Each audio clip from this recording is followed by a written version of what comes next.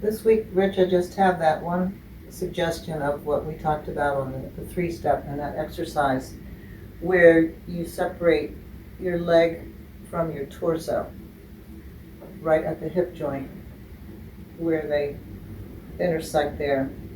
We talked about that on the three-step, and I think I'll also talk about that on the feather step. So on the three-step, again, we have that sensation of the right side moving forward, not technically called a right shoulder lead or right side lead, but the fading as we leave the CBM of step one, here, this slow. Again, technically that's the last step of the weave or the last step of the reverse turn. That slow is always included. So just remind you about that when you look that up in the technique book. The three-step is beginning on the right foot on the quick. But in the way we learn, it's easier to think in terms of the box rhythm with a slow, quick timing. So what we talked about last week was using the standing leg, the right leg, to begin to produce the movement back into closed position, moving my lady in front of me and commencing the turn to the left. So there's my CBM produced from the standing leg into the left leg on the slow, allowing the right side to move slightly forward. Now, as you take the next step where things were wobbling in the balance and even in the frame, it had a lot to do with what was happening in the relationship of the legs and the hips. So what was happening here, that was relatively easy to produce, but then as the left leg is moving through, and I find this with a lot of women, you're losing the edge and taking the left hip with you. Now, I'm exaggerating that a little bit. So what I want you to practice is, let's say, rotating a little bit in the standing position. So taking my right hip or the front of my right thigh forward, keeping this full. You feel that that's filled out, and pushing the penny with the left foot.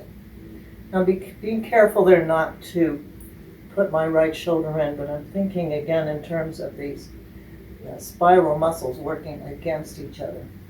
So yes, my right side will be slightly forward, but because I'm resisting it through the right shoulder, I may appear even to be square or have a feeling of squareness. But I'm sensing the crease right here in the hip, and the way that I'm using my foot along the floor to push that penny so that you don't let your hip go with your leg. So it's important to understand when the pelvis or when the torso becomes part of the leg, as it does in a swing dance on a side action where we may have a sway and we'll feel as though our legs begin in the armpits because our torso is tilting and our hips are going along with the leg. And when we need to really articulate at the hip joint and separate the trunk from the legs. So it's important to know where that's happening. So as I'm going into the second step there, the first quick, I have a bit of a feeling there that my hip is going with my leg. Here. What is it, buddy? Okay, so I have a feeling of fullness here. But I have to avoid doing the same thing there. That's where I have to really articulate my leg from my pelvis. So I had you put your hands there so you could feel the crease. I have a sense of actually holding that hip back. Now, in reality, a lot of times when we use the CBM action, which, as I said, the CBM is produced here. And now we're relatively holding the position. We're not adding any more. But the CBM can often be invisible because it actually ends up making us square, which is what happens when we walk. Our body works in opposition to the swinging leg. So the upper torso, it's like a watch spring, winding and unwinding. It ends up letting us move in a frontal area we're not actually seeing the CBM. So that's one of the tricky things about it. And I've had people say that to me sometimes. watching top dancers and they'll say, well, I can't see it. I can't see the CBM. And it's true. You can't see it. It's subtle.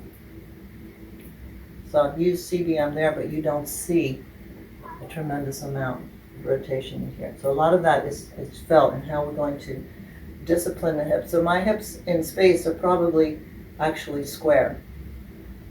So my right hip is not actually in front of my left hip as we move through here.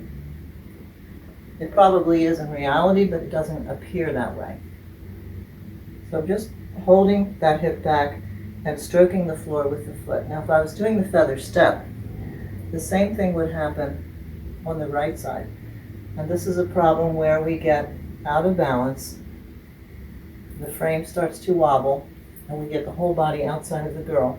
Because as you dance, let's say feather finish, that instead of holding that hip back, and that's where we've talked about that sense of having right turn within the left turn, is I have to keep the hip from falling forward, which is what it naturally wants to do, is to go with the leg. So well, let's just look at the feather step for a moment. So as you dance the first quick of the feather step, again you have the feeling when you have that side lead, you have a fullness that you feel in the swinging hip. So there we may have the feeling that our leg is starting up higher. But now as I move through here, I'll have that feeling of the true anatomical articulation of holding my right hip back and stroking the floor with that foot instead of letting the hip go along with the leg.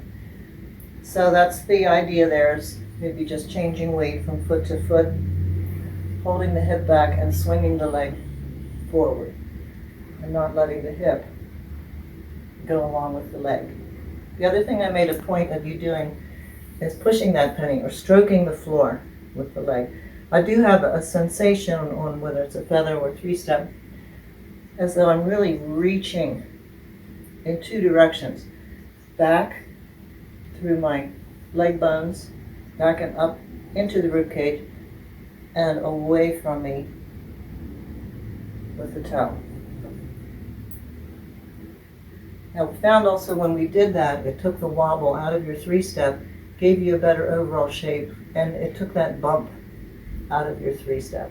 So stroking the floor, keeping the hip back, having that sensation of extending and reaching from the hip joint through the toe. But in my mind, I always like to think of that being longer, almost feeling that pulling this up and back as the foot goes forward. So some of those things that we do in our imagination can help to get the best quality of movement. So Gandalf is having a big day here with people going down the sidewalk. All right, Rich, so just that one particular thing for this week, and I'll catch up with you Friday. Did you tell him? Gandalf, did you tell him?